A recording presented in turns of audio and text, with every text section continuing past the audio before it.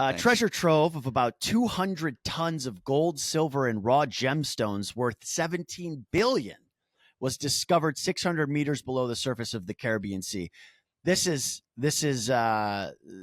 do you know have you heard about this? No. I know you were into treasure hunting a bit. Yeah, wait. $6 billion worth of rare. Billion. Sorry. 600 meters below 17 billion in the Caribbean. It's the San Jose.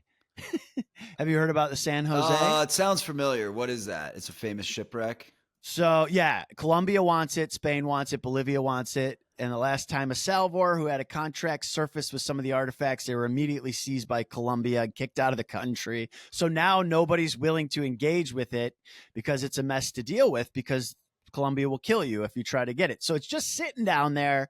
And it was located in 1981. That's how long it's been. So why doesn't the Colombian government go get it? I don't understand. Well, they have I think the resources.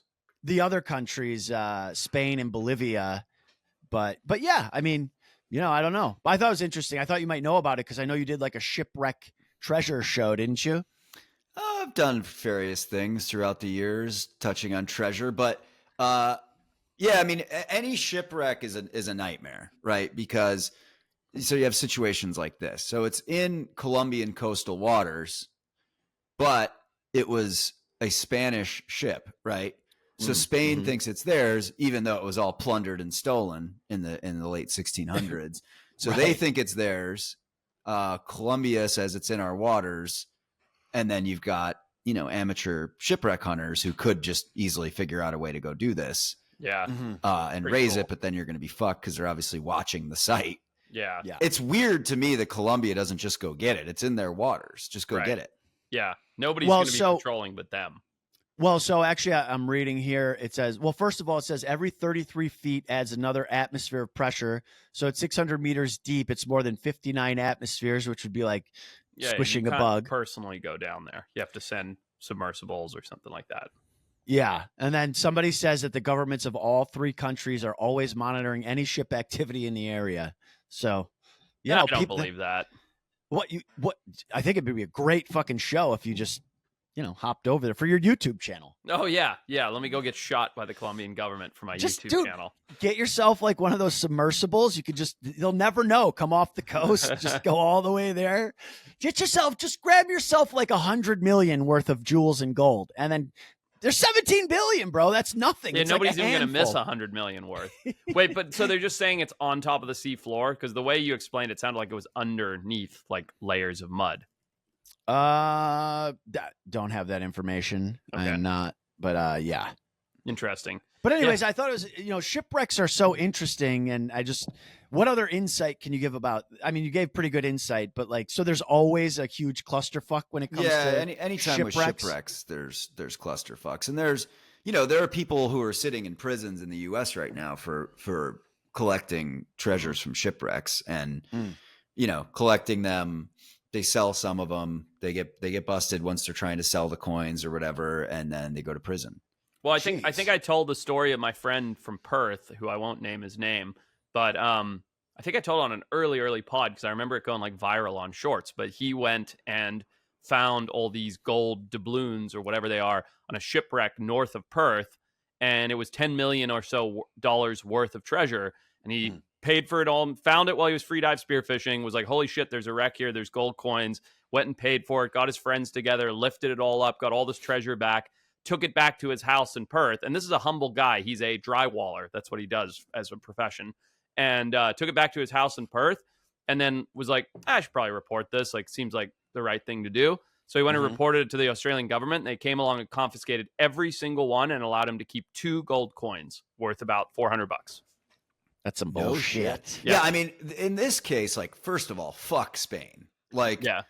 They basically were invading Central and South America, enslaving people and forcing them to mine. Right. So the gold coins, it says 116 steel boxes full of coins and emeralds that were mined in Peru and Colombia, all by slave labor of people who we're not expecting a bunch of ships from Spain to show up and be like, you're our slaves now, go mine, or we'll kill you. Yeah, it's ridiculous. Right. So the fact that Spain is even claiming ownership of this is we should fuck them up. Colombia should just go to war with Spain. I don't think, I'm not sure who would win that. Kyle, if you go on ChatGPT and type in how many lost shipwrecks with treasure are there still, I'm curious. Like, what is the? Oh man, we're having some big time microphone problems in the studio today, baby. But Patch just fell over. That's one wreck that has, what did you say? I'm sorry, 16 billion, 17 billion. $17 billion worth of treasure in it. I mean, how many wrecks are there like that floating around the world still? A lot. I mean, this I think is Gotta be. considered like one of the richest. Yeah. But dude, there's also like, if you just look at the amount of gold that's been lost, I think there's as much gold that's been lost as there is gold in circulation. Oh, really? Yeah, it's fucking insane, dude. Like the single biggest gold, not deposit, I guess, collection of gold in the history of the world is just lost somewhere in Siberia. Oh, wow. I didn't know that. That's crazy. Yeah. So Kyle did pull it up here. Estimated 3 million shipwrecks around the world. Vast majority are of historical archaeological value. Experts do estimate that several hundred to possibly over 1,000 of them contain significant treasure, including gold, silver, gems, coins, or other valuable cargo. So during the let me tell you this one. So this was during the rush. It's referred to as Kolchak's gold. It was 1,600 tons of gold. Oh my god! Damn, so that is crazy. You want to how much is gold an ounce right now? Yeah, I have no idea. Got to be a couple thousand, at least 2,000. $3,300 an ounce. What is Times silver? 16. Out of curiosity. Sorry. Dog shit. Yeah. Silver. 100, maybe 100. No, maybe $36. Interesting. So $3,300 an ounce, 16 ounces in a pound, 2,000 pounds in a ton, and this is 1,600 tons. So I mean, it's like it's not even a fathomable amount of money. It's billions. It's like something to the 22nd power. Yeah. And that was lost on a singular wreck somewhere? Yeah, it's somewhere near Lake Baikal, the biggest freshwater lake in the world. During the Russian Civil War, it was being transported by Admiral Kolchak's White Army as they fled the advancing Red Army.